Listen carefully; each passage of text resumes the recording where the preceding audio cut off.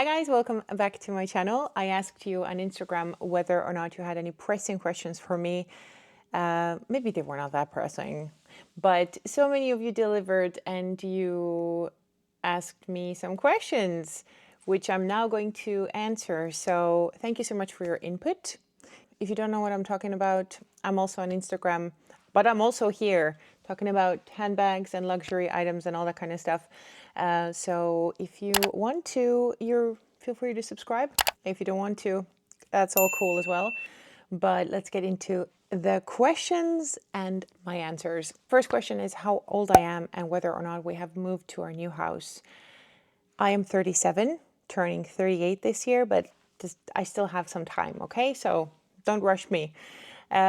We have moved to our new house and we've actually been here for 3 years. I'm sorry if it didn't come across, but you probably have noticed, if you have been subscribed to me for a while, I have been very sporadic and just there hasn't been any rhyme or reason to my upload scheme. I've been here for over 10 years. Like I've been on YouTube for over 10 years. I think it was my 12th anniversary just recently.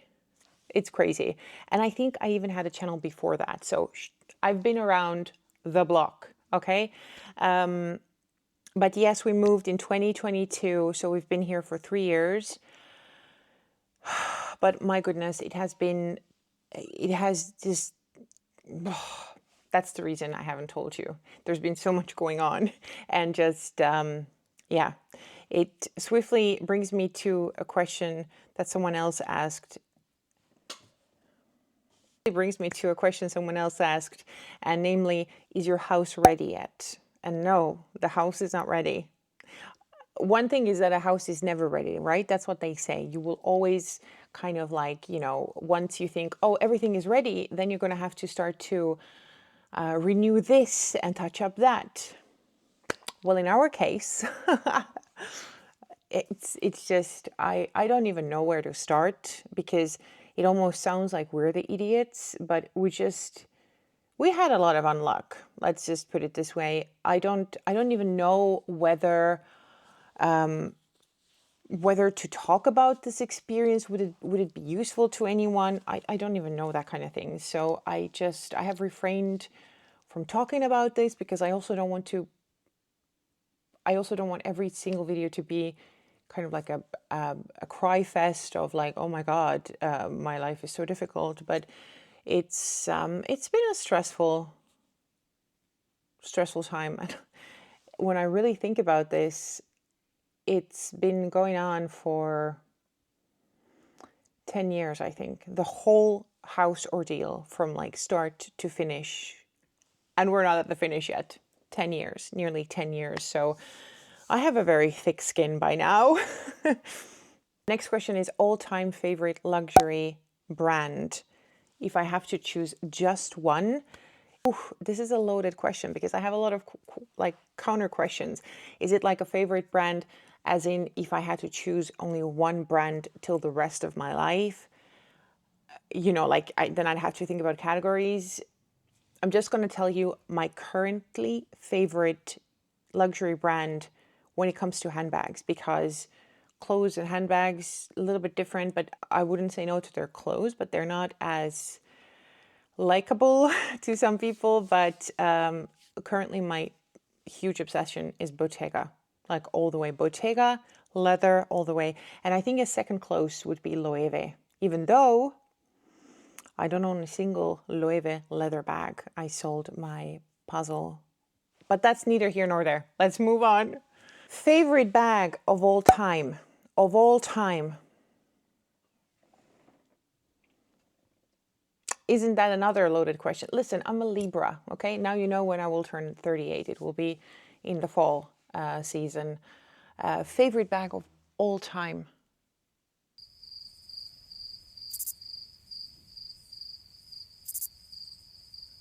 I'm going to be really, really boring, but I am going to say the Chanel classic double flap. Or single. You know what? Single or double, it doesn't make any difference at this point. But I would not, okay, there's so many things I want to say. I would not purchase this bag from the store full price today. But I definitely would vouch for bags that are made around the year 2000, around that time, because really, really vintage bags have a huge quilt loss. Like the puffs are kind of flat, which is not my personal favorite look. And everything that kind of came after 2010, like, I mean, you know, the quality around the 2000s, end of 90s, 2000s, this is not, by the way, this is not around that time. This is a much newer bag. But I would have to say that this is consistently a bag that I look at and I love this bag. It is so functional. I'm not going to talk about this current value and the feeling that I have now sometimes when I carry it, because it's a very, very expensive bag. But just the fact that this is a very beautiful, timeless bag. I could wear like a North Face bum bag or banana bag from North Face as well. By the way, they have really cool bags. And then have this one as like the does everything else kind of bag. And I'm actually surprising myself as well. But listen, I wanted to give you a really honest answer. And favorite bag of all time, it has to be a bag that kind of survives all of the trends. So I would have to say that this is like the most special and most favorite bag. Next question, is your daughter into bags? My daughter is 12, she's almost 13, and I'm very sad to report that, yes, she's into bags. I've created a monster. Thankfully, I think she's not like me. Like mind you, she's a teenager. She's a young teenager. So I'm also very there to kind of pull in the reins and to make sure that she understands things. She has used my Louis Vuitton pochette accessoire when we were on a trip, like on an evening out, like evening out meaning restaurant, right? She has used that. I would never let her use that here, back at home, with people we know. But she did recently very excitedly steal, because I allowed to, she stole my Le Pliage from Longchamp, which I think is a beautiful bag. It's also already kind of like a more expensive bag for a 13-year-old, like she's almost 13, if you think about it, but still she gets so much pleasure out of it, and she wears it nonstop whenever she can, whenever we, you know, go out and but she does have a thing for handbags. She's got a few little ones, you know, from Zara, but I can see that she does like them as well. I'm going to try and not make her as big of a monster as I am. Also, fun fact, I did film a video where I mentioned that I might get rid of my Louis Vuitton Neverfull in the size. And it's purely based on the fact that there's half of me that wants to have only 5 handbags and rotate them and like wear them to death, just like completely let the bags disintegrate. But then there's the other half of me who loves the bags and who knows that there's always a moment for a Neverfull. So, but half and half. And then I was thinking, yeah, maybe I should be sensible and I should, you know, part ways. My daughter literally ran into my room and was like, "Where's the bag?" I'm like, "What bag are you talking about? Where is the bag?" And she saw the Neverfull. And she was like, "Mom, I want that bag. Never sell it." So I told her she has to wait at least until she's 18, at least. And I mean, she's not just willy-nilly going to get it. That's what I'm saying now. But still, I'm trying to be a little bit strict here. She loves bags, sadly. Someone says, "I need bright colors sometimes. Do you crave bright colors? If so, what is your fave?" I brought you some eye candy. I have 2 bright colors, and actually together they are perfect. They're just a match made in heaven. I'm not very adventurous with colors. There is the Andiamo clutch in the color Barolo. So this is like a burgundy color, not really a flashy color. But there in between, you will see my Celine Classic bag in like a fuchsia color. That's kind of probably the wildest colored. Yes, it is. It's the wildest colored bags that I have. But I recently acquired this, which is a humongous monster. It is a humongous thing, but it is a bit of color, if you ask me, for somebody who has a lot of blacks, and it is huge. By the way, Jerusha Couture also filmed an unboxing, and she said that I actually influenced her. Can you believe that? Can you believe that? I should get a star on the Hollywood Boulevard. She told me that I influenced her, and she got the same bag. Now, still a lot of people are like, are you really going to keep it? Yes, I'm really going to keep this bag because I am planning to use it in the summer as much as I possibly can. And the other color, which matches perfectly, and love this so much. This is my yellow Louis Vuitton Alma BB, which I purchased a few years back. And this comes with a nasty, ugly guitar strap, but these two together, summer dream, summer dream. This is such a beautiful, beautiful bag. Actually, it suits my outfit today. I should maybe, yeah, it looks really, really nice. Love this. This is bright colors. And do I crave bright colors? Yes. I actually have made a pact with myself that I'm not allowed to buy any black bags anymore for the foreseeable future. There's no need for that, even though there's nothing prettier than just a classic black leather bag. However, I'm not allowed, not even allowed to look in their direction. Currently, my top bucket list bag, I've been really obsessing about this the past months and really thinking, should I not? I want to get the Andiamo from Bottega. No, they just had a price increase. I was contemplating on getting the medium one, but the medium one, before there was like a very small price jump between the small and the medium, and now it's become like huge. So I'm really kind of like, I would like to get the Andiamo from Bottega in the matcha color. And I know this is also not like a wild color, but colors, yes, I've been more obsessed with colors ever since I lost a huge chunk of weight, and I dare to kind of put myself more out there. But greens are definitely a color that I love a lot. All variations of burgundy.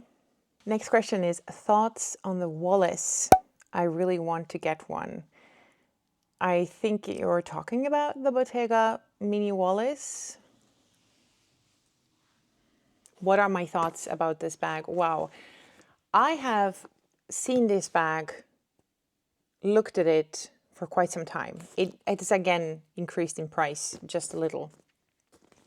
This is the newest one to my collection. I didn't film an unboxing because I don't always do that. This is the color Pine Cone, and this is the Mini Wallace from Bottega. My thoughts on this bag is this is one heck of a great bag. Price quality, this is amazing.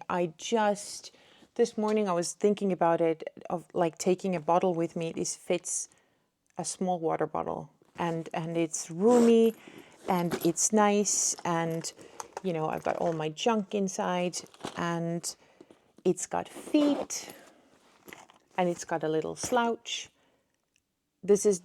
I think it's the prettiest way to bring a little bit of pop of color to your collection. And if I could, I would buy it in a matcha color, but it does not exist in a matcha color.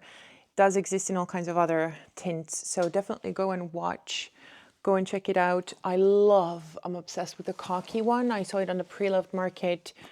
Might snatch it up. I think this is a perfect bag. It's perfect like day to night, all day kind of bag, grab and go kind of bag. I also love the versatility that you can shorten the strap. But you can just really have it as a grab and go kind of bag, but you can also put it on your shoulder. And again, I don't want to toot my own horn again, but since I lost the weight, I have really been embracing under the shoulder bags. Listen, there's this thing when you're really, really, really heavy and chubby, your arms get really, and it's not a pretty thing. And I still have a few rolls, but I feel that underarm bags are the prettiest when you are in a good weight. So my personal opinion is it is a fantastic bag. If you have considered it, you probably have looked around and seen people's reviews about this. I say run, don't walk. Don't let another price increase stop you. This is an amazing bag. And had I discovered it earlier, I maybe wouldn't have some other tinier bags. But listen, that's just the way the cookie crumbles. What's your favorite restaurant in Antwerp and current favorite bag? Well, my current favorite bag is this one because I just got it literally just a few days ago. I am embracing so much kind of like my new body, new outfits. I have a lot of new outfits, by the way. I don't know, would you like to see some new outfits? I don't know. I've never made an outfit haul or just like an outfit video. I wouldn't even know how to like really do that properly, but if you want to, I can share some ideas and stuff like that. But I've been really embracing that. So this is definitely my favorite bag. And what are my favorite restaurants in Antwerp? I really love Het Fornuis. I know a lot of people don't like it because of the interior. I think that the interior has something charming. And I mean, let's be honest, it's not going to be around for too long anymore probably, so I really like to go there, especially in the winter. I really love Nevah. A very good plant-based restaurant is Folia. For the best sushi, it's cozy sushi. Takeout. Sitting there is not that cozy, but takeout. The best terrace to sit at outside is Cobra. There are not that many terraces that are just really out in the sun the whole day. If you want to have a little bit of this Parisian or whatever vibe to sit outside, then a Cobra is, in my opinion, the only one. If you know other ones, let me know, of course. I want to give an honorable mention to a restaurant that is in Ekeren, so just on the outskirts of Antwerp, called From on Kapelse Steenweg. Also check it out. It's fantastic. The best ceviche ever. Thoughts on luxury jewelry collection purchase? Thoughts. Does that mean that you want to know what I think of other people's jewelry collections? Or is it that you want to... Thoughts? I love looking at other people's jewelry collection. It's nice to sneak around and see what people stack up. Great to get some inspiration.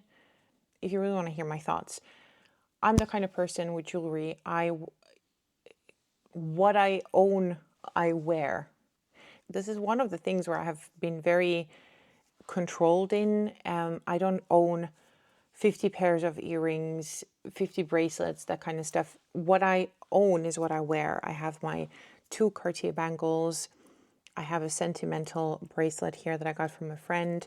I don't own more bracelets. Just some friendship bracelets that I just, tie up in the summer. But I don't want to accumulate like a bunch of bracelets, a bunch of jewelry that is just going to sit there. Listen, maybe one day I will need a thick tennis necklace, or I will be gifted maybe a tennis bracelet. Still, I don't want to have 20 of them. It doesn't bring me joy. For me, I could say much like bags, but jewelry is a piece that you use, a piece that just kind of patinas along, that you always have. It will get bumps, it will get scratches, and I think that is what makes it beautiful. My necklace as well. I don't own any other necklaces. This is my only necklace. And I do have necklace-wise, I do have a little wish list. I have a little diamond wish list because I think you can never go wrong with a diamond. Like you have a diamond earring. These are not real diamonds, by the way. But, something like that, if you have a little diamond somewhere or a diamond necklace, you can pair it with anything, because this is something I put together myself. It's a Cartier necklace where I've added 2 charms of my own. So it's a little bit of a more casual necklace, if you will, but just one little diamond. That's all I need.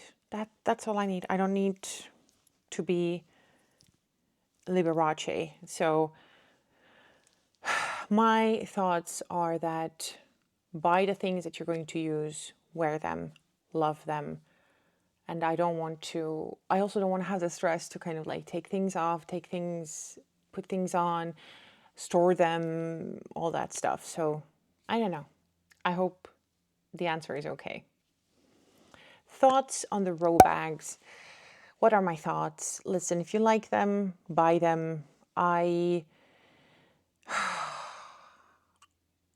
is truly a brand where I think that you could get the same quality with less, but this is just my thought, you know. Some people might look at my collection and be like, listen, you could go to Coach and get all of this with a fraction of the price. So that's my thoughts. I think it's really like a cool girl brand, but to really explain why the prices are so high. Listen, if you just buy one decent bag from them and you love their clothing and you do wear them into the ground, perfect. Then the brand is doing what it's supposed to do. A little bit too easy to replicate. Like a Bottega and a little bit more difficult to fully copy. Some other brands as well, if you have like the logo hardware, and I know the point is that you don't want the logo hardware, but it's a little too, you know, I don't know. I don't hate it. I don't love it. I'm just kind of neutral. I'm really neutral. Because the Margaux, I'm looking at the Margaux, so many brands have come out with bags that look exactly like Margaux bags. They have something cool about them. I'm not going to lie. Like if somebody gifted me the Margaux bag, I would be over the moon. But I'm not prepared to pay that price for that bag. And if I look at what goes into making a bag, I will always pick a Bottega over a row bag. This is kind of like my mindset. Also look at a puzzle bag, for example. It's also technically much more different to make than a simple row bag, if you will. So I guess that's where the price discrepancies come into play. But I have no idea. Maybe the row bags are done by one person. It takes her 2 months to do. I don't know. I'm not well versed with the row because it's not really my thing. But if it's yours, then I do admire some of the row items from afar, and their shoulder bag. I think that they have really cool stuff as well, and not everything is excruciatingly expensive either. So I don't know, but I'm indifferent. I guess that's the word I was looking for 5 minutes. I'm indifferent. Someone asks me, "How are you, my dear?" Well, I am great. Thank you for asking me. I don't know if it's any interest to any of you how I'm really doing, but since you asked, it's a Q&A and you're probably ironing or doing something useful and you cannot escape. I'm doing fine. I think that I'm in the best place I've been. I want to say ever. Like I'm gonna get emotional. Yeah. Did not plan that. I did not plan for that to happen, but it's been hard. Like just you can be a tough woman and you can take a lot of hits and you can take a lot, but then at some point you just can't. You can't anymore. And last year was really the year I decided to pull myself together. And with the help of also my GP, I have to say, it's been a roller coaster. My GP probably could have seen my hernia Many years ago, for those of you who don't know, I had a pretty great surgery 3 years ago. Just as we had moved into this house, I was operated. I had an emergency surgery on my spine because my hernia was threatening to block all of my nerves on my lower body part. So it was a matter of, I don't know, minutes, hours before I would have been paralyzed from the belt down. So it was a pretty big thing.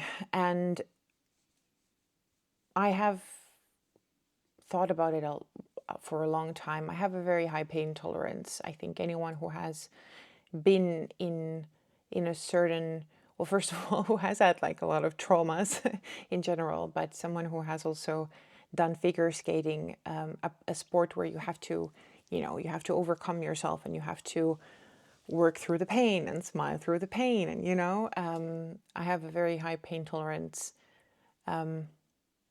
So I walked around with a hernia for way too long, and my GP could have pinpointed it much earlier.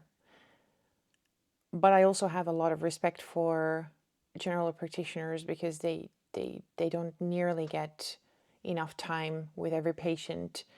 And because my story had a happy ending, I don't hold a grudge. And my GP well compensated with helping me last year to get to an endocrinologist and to get on semaglutide.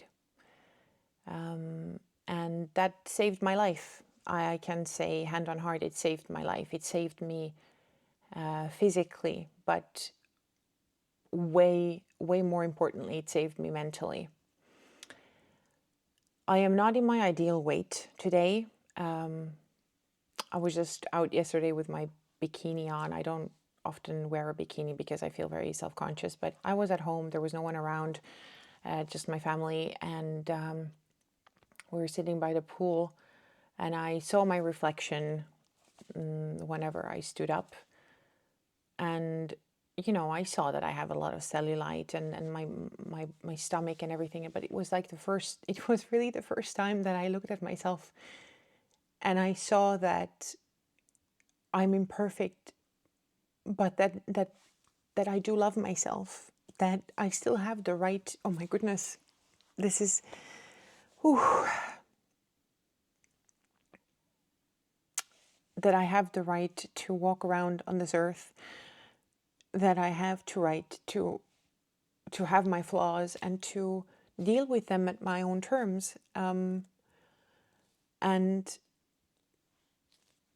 oh, yeah, I'm in a good place. I know this doesn't look like a good place, but the tears come because I feel so sorry for my old self, for all the years that I've lost, for all the time that I've lost, for the real estate in my head that I've lost on worrying about things that were really not worth it. And that's the one thing I love about getting older. I don't fear getting older. My face can like deteriorate. I will do something. I will do something about it. But I just, I wouldn't have been able to go on with the feelings that I was dealing with a year ago, 2 years ago, 3 years ago. So I'm in a good place. There's so many things in the world that I cannot change. There's so many things in the vicinity of me that I cannot change, or human relationships that I cannot change. And I have always been a relatively honest person. And I say relatively because not that I've ever lied purposefully, but sometimes you just keep your mouth shut and you don't say things. And I decided that I'm going to be the truest form of myself as I can. And that also means that I am brutally honest with people around me as well. And that's not, that does not mean that brutally honest doesn't mean that I'm like, oh, your hair looks horrible. It's not that, but it's also brutally honest about myself in front of them. And I've noticed, by the way, that a lot of people appreciate that in real life. If I say that, just for example, if I say, oh, I am very weak at that, and I feel that in this compartment and this part of my life, I'm very lazy and I don't find motivation and I have a lot of difficulty getting on with things. A lot of people, it can be the simplest admission of a flaw, and a lot of people really just look at me and say, like, I'm so glad that you're so honest. Like, a lot of people don't admit that. I'm a parent, I have one child, and I am brutally honest about how I am as a mother, which is not perfect by no means. It's the best I can be today with the big rucksack that I got, that I have to, unload along the way, but it doesn't happen just with a snap of a finger. So I'm brutally honest. If you ask me something right now, today, I will be honest with you. And I'm not pretending that I have all the answers. There are a few people I'm trying to help through in their journey and in their lives. I always stress that my point of views are my point of views, and that I never expect people to take my advice as gold, but I try to tell things to others that I wish someone had told me, if that makes any sense. Wow. I really hope you have something useful to do whilst you're listening to me yapping. But I'm good. Thank you so much for asking. This is the first time I'm actually looking forward to summer. This is the first time. I am going to enjoy so much. And I thought that I enjoyed so much after my surgery, because it was like you're reborn. You don't have chronic pain anymore. You can breathe. But right now, I just, yeah. I still have a way to go, but I will get there. I'm confident. Your favorite makeup and skincare. I remember you were a makeup artist. Yes. Oh my God, you've been around for quite some time, I guess. So here's a story. I've always been into makeup. I've always been into makeup. I was a 14, 15-year-old who stole my mom's Estee Lauder Double Wear foundation. We all know the foundation, right? Yeah, do we? We do. And I just smeared it all over my face. And I probably went to school with like a mask on with the line here. But I've evolved. And when my daughter was small, I took a makeup course at the Makeup Forever Academy. So it was a 10-month intensive course. And it was a school, basically. I went to school. Went to makeup school. And I became a makeup artist. Did it for a very short period of time, because we just realized as a family that it didn't fit our... It didn't fit our family at that moment. I don't have my family around here to help me. My daughter was very small back then. And yeah, so my favorite makeup and skincare. I would love to talk about this, but maybe in another video. I know that not a lot of people are going to want to look at it, but let me know what your questions are, because then I can film something. Maybe I will film it like in a vlog style, that we can just chat around. I can show you the contents of my makeup bag, for example. And I have also streamlined everything because, listen, I watched makeup content back in 2015, and people were hoarding makeup.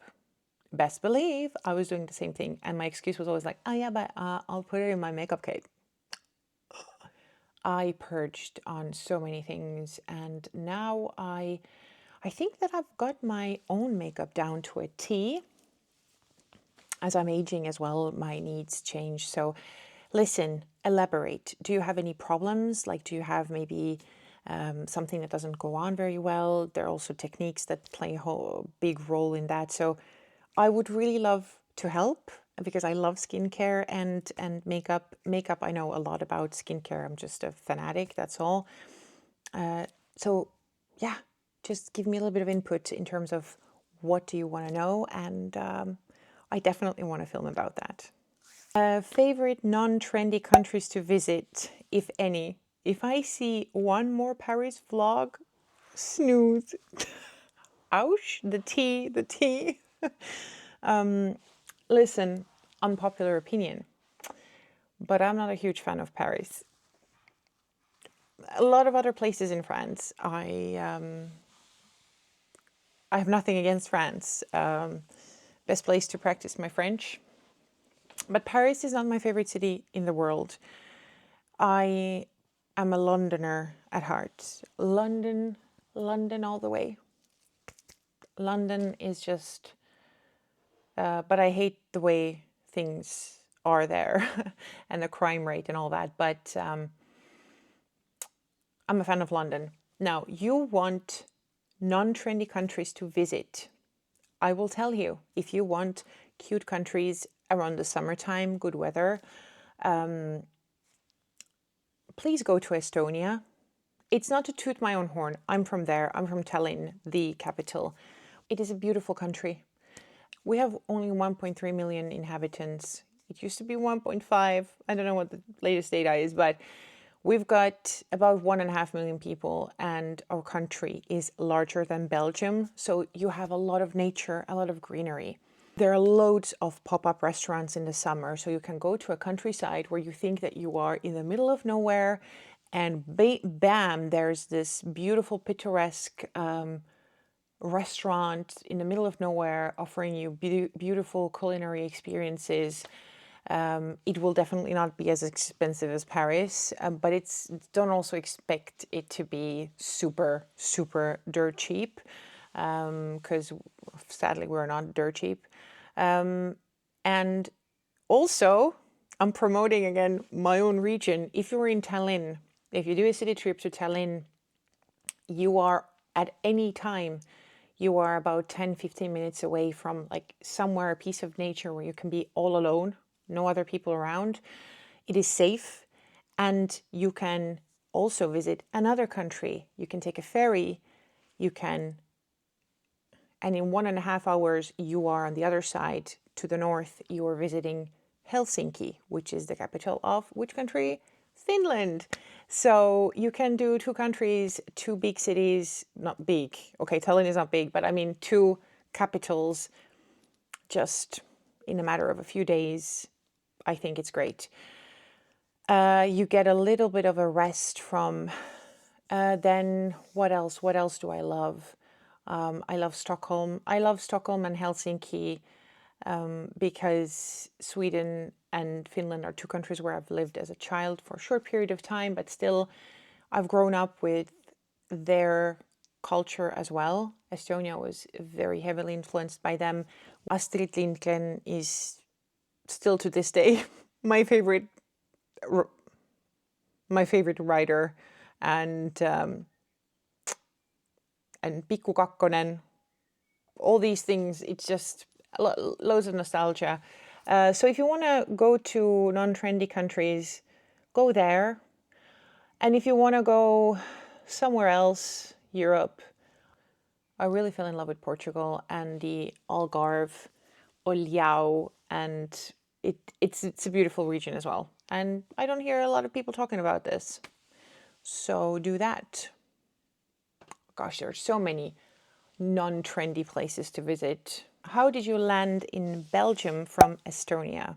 Well, fell in love with a Belgian dude. Kind of like these things go.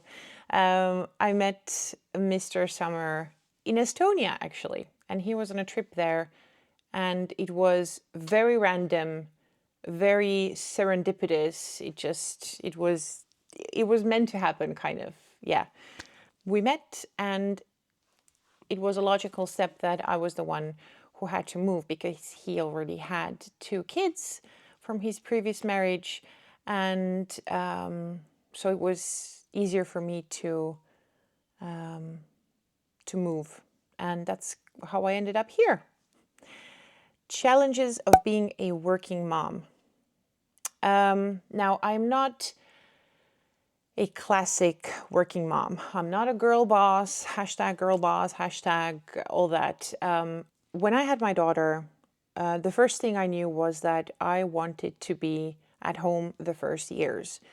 In Estonia, you are allowed to stay at home after giving birth for 3 years. For 1.5 years, you will get the full salary from your employer, and the remaining 1.5 years, you will get like a lower percentage from it. But you are allowed to stay away from your work for 3 years to raise your kid. And for me, this was a non-negotiable. In Belgium, it's very harsh. Mothers go to work 2 months after giving birth. And we're not going to get into the whole, I have a lot of thoughts about this topic. Not that I think that I'm right, but I think it's way too early to go back to work. It's no shade to the mothers who have to do that. It's how the situation has been built up. And if you're happy with this and you strived, kudos to you. It's just something that I did not want to do. And I also was in a position to not have to do that. I had the luxury to stay at home. So long story short, I stayed home, and at some point I started missing, doing something. Also the social pressure of you're only a stay-at-home mom and you only have one child. Mr. Summer has always been the breadwinner of the family, and it was kind of logical that we would put him first, and I took care of our daughter. Like I told you, I started to get bored. I wanted to do my own thing, so I went to study makeup artistry.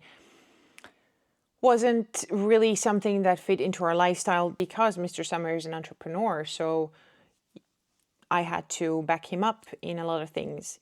And then as our daughter grew, there were some business opportunities that we were able to take on together.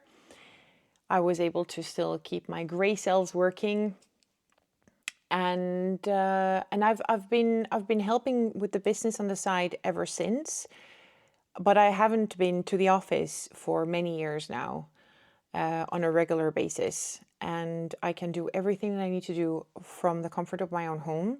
But at the same time, I'm also a housewife, so I do not have like a clear-cut thing of like, this is my business and this is something that I'm going for and this is Mr. Summer's thing. It's like, I think of it now as a family thing. It's a family thing, and we are doing this for our daughters, or like, we have one daughter together and he has 2 daughters from his previous marriage.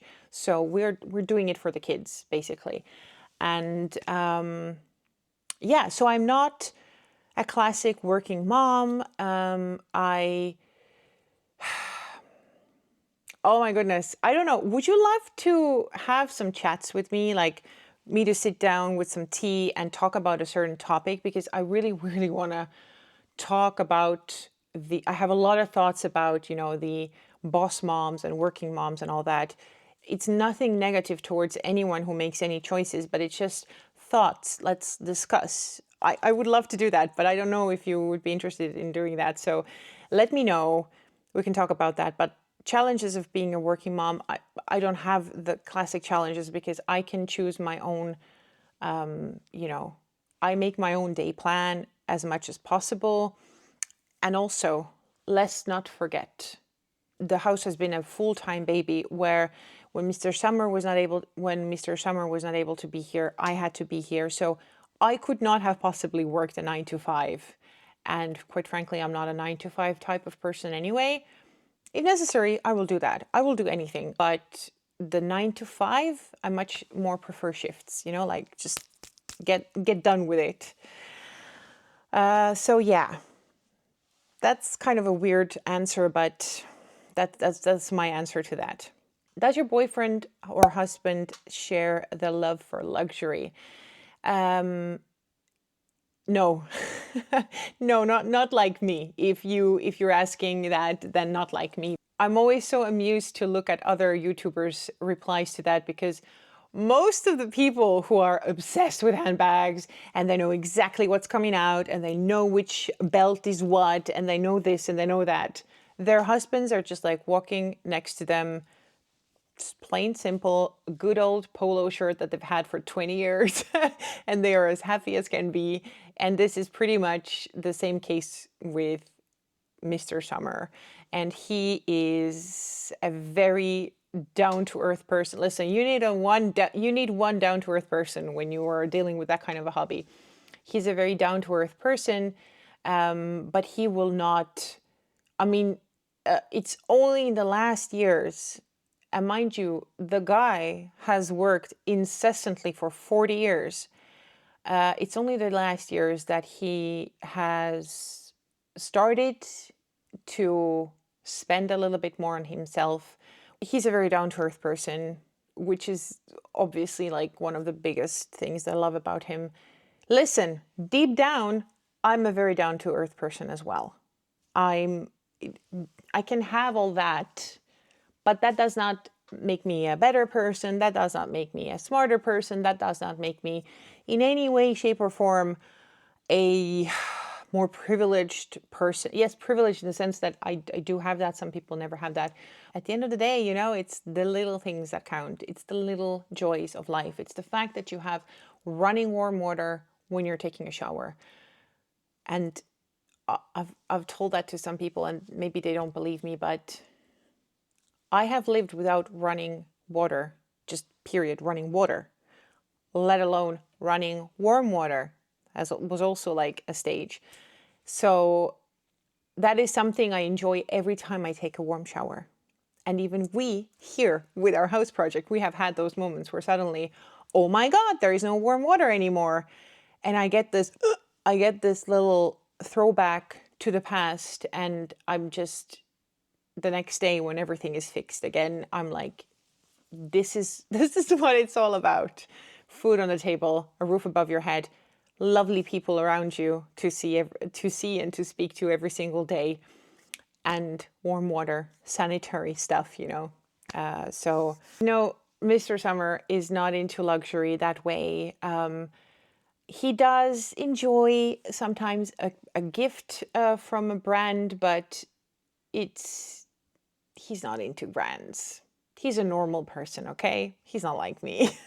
Thank God. Like I said, if we both were crazy, that would be horrendous. I'd like to know more about you. Are you still working as a makeup artist? I think I already told you I'm not working as a makeup artist. The main thing was that I did not listen. I was there before Rihanna. I don't care what Riri says now, but I was the first one to say that. I was not going to get a babysitter for my child because I wanted to go to work. And this is a privileged situation. There are moms who do not have any choices, and my heart goes out for them. But me, I had a choice, and I chose to stay at home. And some might think, you took the easy road out. Not necessarily. I'm not going to say which one is harder or not, but I also gave up a career in order to raise my daughter and not to have to hire help, nannies, strangers who would raise my kid whilst mommy is out on film sets doing someone's makeup. Which again, in its essence, it's not wrong. Like if you want to do that, that is, I fully support you. Absolutely, 100%. But I did not want, I mean, it was my child. I was not going to leave my only child with a stranger so that I could go and still earn less than Mr. Summer did. You know, it didn't make any sense. So that's kind of why I didn't do that. And makeup artistry, you need to be there. You need to switch your brain off. You're on set. You're the first one to get there. You're the first one to get out. and it was just impossible. It didn't work with our lives, and yeah, so yeah. But listen, it's never too late, and I believe we all have many seasons, many jobs, many talents, many things that we can do, and I do really like makeup artistry, so who knows? Who knows in the future? Favorite candy? That is a weird question. And you know what? This is not staged, but we were at an Asian store in the weekend and I purchased this. Some of you will know what it is, but those are coffee candy. And I love coffee candy because it reminds me of my grandpa.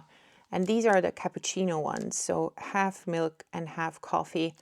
Love them. Love them. This is probably number one.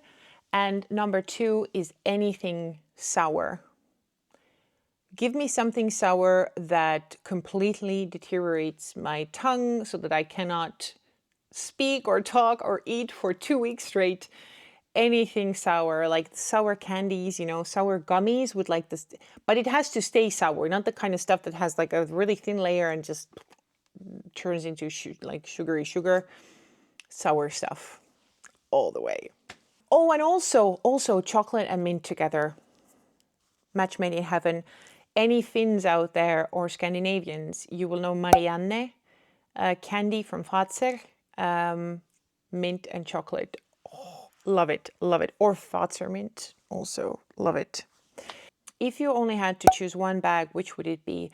I already touched upon it, and surprisingly, even to me, because I would think the practical part of me would be like, you know what? I would take a Neverfull. I would take a Neverfull, but I would probably take the Chanel double flap and use a plastic bag for every other occasion, work or whatnot, and then have my double flap whenever Mrs. decides to go out. So fine jewelry and watches. That's pretty simple. I brought the watches here. I have 3 high-end watches. Okay, let's do this. Let's do this.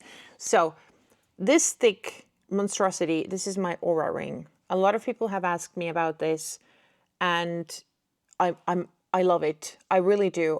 It took me years to purchase one.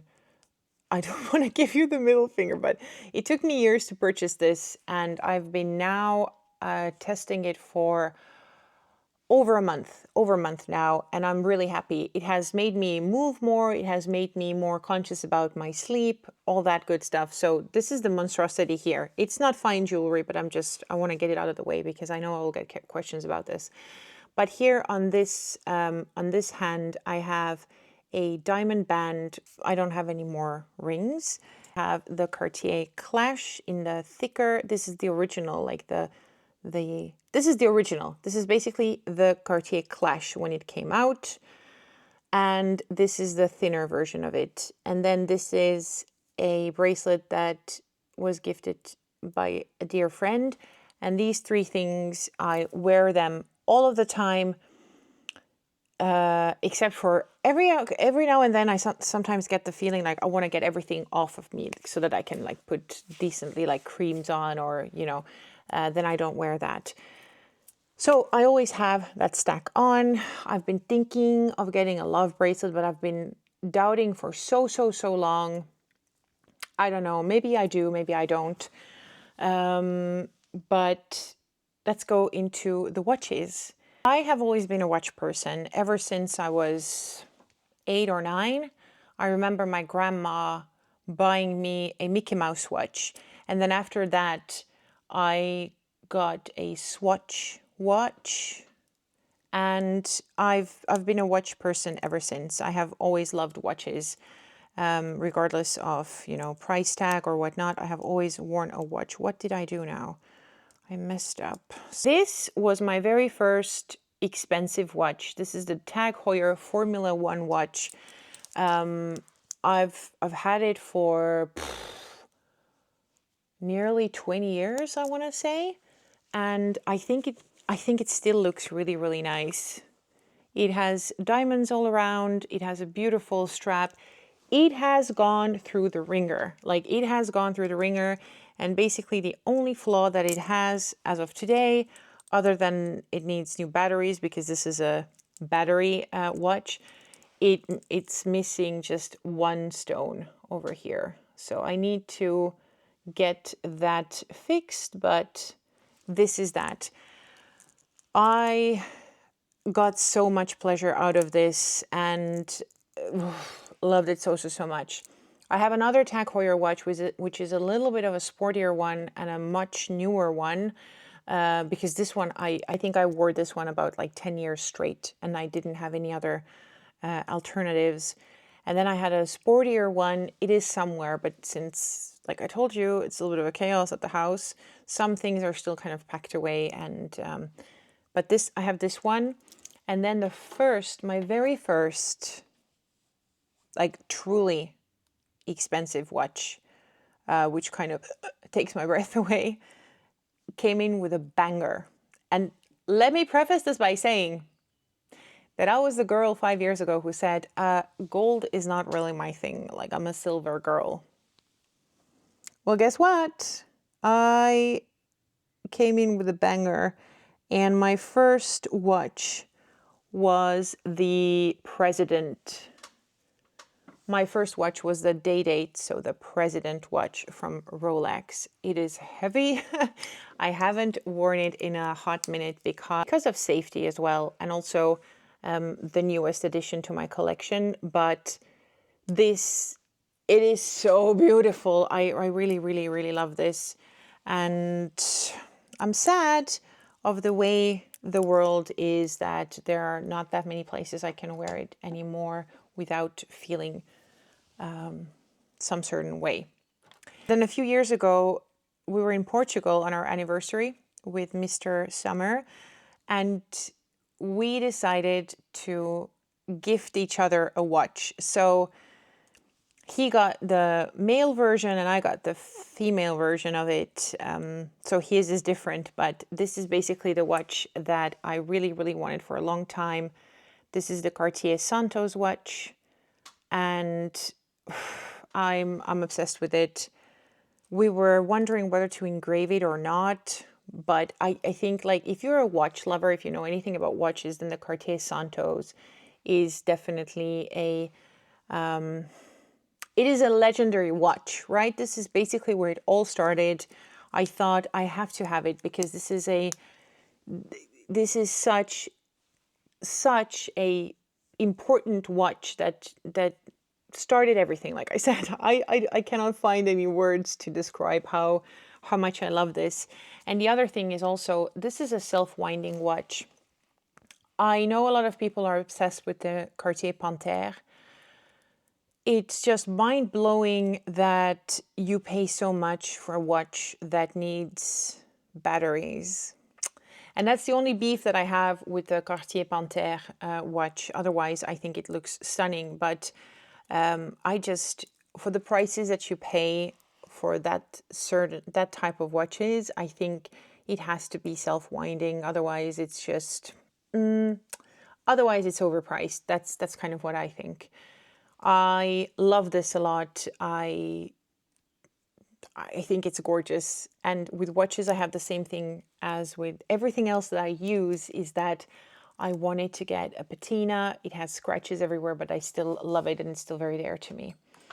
Now, my latest watch addition was a huge surprise to me, but I have my gold Rolex, like I showed to you, and I have my Cartier, and I wanted a watch that would give me the same feels like the Rolex gold one, but that would not be as in your face for safety reasons as well. And also, knowing Rolex, something that I could really like swim with, shower with, do everything with, even though some people still say don't do that. I also know of people who have stainless steel Rolexes who have done everything under the sun with the watch, and the watch is still perfect. Anyways, I saw this watch in December at the store. It was non-intentional. I didn't think that I would go for this watch. I wanted actually a watch with a double, gold and silver. I wanted to try one on. Didn't look good on me. And then I found this one. this is the Rolex Oyster Perpetual Datejust in the mint color, which I think is so stunning. So this is a stainless steel watch with the beautiful Jubilee bracelet, which is the one that I'm wearing now all day, every day. And I really, really love that green, the green face of the watch. I think it's stunning. It's also not too in your face. This one has a chocolate dial, but it's a darker dial. And then I have a white dial. This is my logic, how I pick watches. And then this one, which has this mint dial. And oh, it is stunning. I was at the Rolex store. I tried it on. And I was immediately in love. I did not, this was just to try on the bracelet. And I'm like, oh, hold on a second. The color is stunning. And I've been so into greens lately as well that it was perfect. So these are my 3 super expensive watches and one more affordable, but still a very good price quality watch. I still, to this day, think that Tag Heuer, if you're on a budget, or if you want to, I mean, budget, it's not a cheap watch, but in the sense that if you want to buy like a watch for life, that is a decent watch, price quality, stands the test of time, Tag Heuer is a great brand. That concludes my long Q&A. If you made it this far, listen, come over, let's have a little bit of champagne and wine and cocktails, and let's have a little party because you deserve that. Thank you so much for watching. And yeah, as always, I'll see you again next time. Bye.